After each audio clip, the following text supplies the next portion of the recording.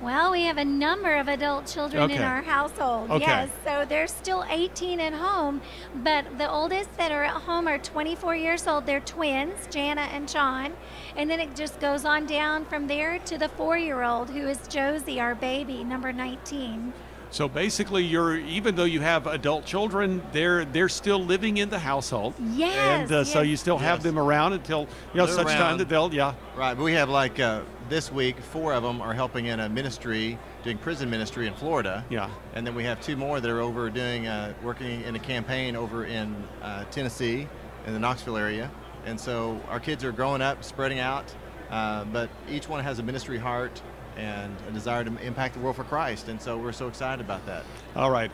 Got to ask you this, and I know probably people are thinking as they hear the amazing story, of course, they see the Duggars on TV, and they just see the godly foundation that the two of you have laid, and you see the children that are desiring to walk in the ways of the Lord. So parents have got to ask you the question. So, okay, guys, so how do you do it? How's it done?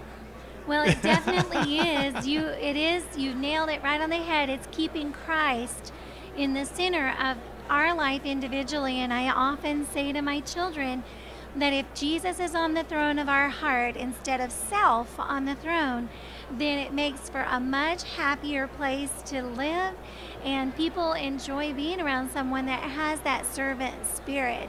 And I think that's what Jesus said, the greatest among you will be the servant, and teaching our kids that truly life does not revolve around them, but it's about putting Jesus at the center of their life and letting him be the Lord of their life instead of self being on the throne.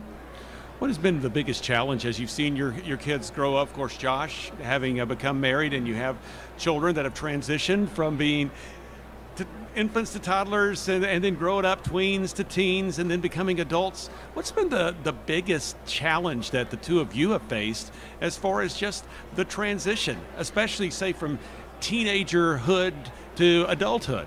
I think the most important thing is to have heart-to-heart talks with the children on a regular basis and ask them how they're doing, and are they having any struggles. And you can imagine, I mean, we're not a perfect family. We have struggles and challenges every day, like 19 times over what a regular family would have. But yet, by God's grace, each one of them are following the Lord and have a heart to serve those around him. And I really believe it is that giving them a safe place to share their heart, teaching them that it's about communicating and being open and honest before God and those that he's called them to be serving and be in authority with. And so I think our children, we've explained to them that as they open up and share their heart with mom and dad, the beauty of that is that ultimately they're going to transfer that communication to their future spouse.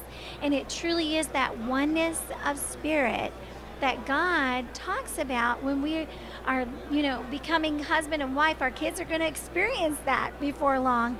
And we desire so much for them, not to have a relationship just like mom and dad, but in the mindset of understanding it's that oneness of spirit. And it comes through humility and openness and honesty before God and that one that they're united with.